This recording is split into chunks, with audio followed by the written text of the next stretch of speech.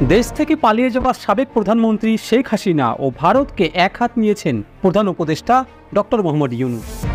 তিনি বলেন, বাংলাদেশ ফেরত চাওয়ার আগ পর্যন্ত তাকে যদি ভারত রাখতে চায় তাহলে তাকে চুপ থাকতে হবে। বৃহস্পতিবার 5 সেপ্টেম্বর ঢাকায় নিজের সরকারি বাসভবনে ভারতীয় বার্তা সংস্থা পিটিআইয়ের সঙ্গে এক সাক্ষাৎকারে কথা জানান তিনি। ডক্টর ইউনূস বলেন, ভারতে তার অবস্থান নিয়ে কেউ স্বাচ্ছন্দ্য বোধ করছে না, কারণ তাকে বিচারের আওতায় আনতে আমরা তাকে ফেরত চাই। তিনি ভারতে আছেন, মাঝে মাঝে তিনি কথা বলছেন, এটাই সমস্যা সৃষ্টি করছে। যদি তিনি চুপ থাকতেন তাহলে আমরা তাকে ভুলে যেতাম, মানুষ তাকে ভুলে যেত।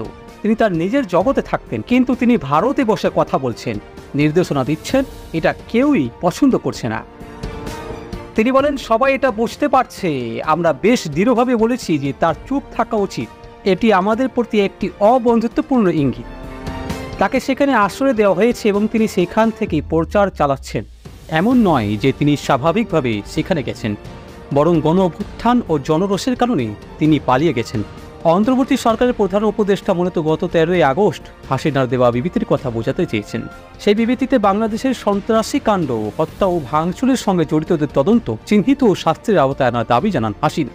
ডক্টর ইউনূস বলেন, হাসিনা ব্যতীত বাংলাদেশের সবাই ইসলামবাদী। ভারতকে এই ধারণা থেকে বের হতে হবে। বাংলাদেশ তাকে ফেরত আনবে, কারণ এটাই জনগণের চাওয়া। তা না হলে বাংলাদেশের মানুষ শান্তিতে থাকবে না। তিনি যে ধরনের নৃশংসতা করেছেন তাকে এখানে সবার সামনে বিচার করতে হবে। ছাত্র জনতার গণ অভ্যুত্থানের মুখে গত 5 আগস্ট পদত্যাগ করে ভারতে পালিয়ে যান শেখ হাসিনা। তারপর থেকে তিনি সেখানে অবস্থান করছেন। প্রাথমিকভাবে তিনি অল্প সময়ের জন্য ভারতে থাকবেন বলে আশা করা হলেও এখন শোনা যাচ্ছে তার যুক্তরাজ্য, যুক্তরাষ্ট্র, সংযুক্ত আরব আমিরাতে আশ্রয় নেওয়ার প্রচেষ্টা এখনও পর্যন্ত সফল হয়নি। ভারতে হাসিনার অব্যাহত উপস্থিতি অন্তর্বর্তী সরকারের সঙ্গে একটি শক্তিশালী সম্পর্কে গড়ে তোলার ক্ষেত্রে দিল্লির জন্য চ্যালেঞ্জ তৈরি করেছে।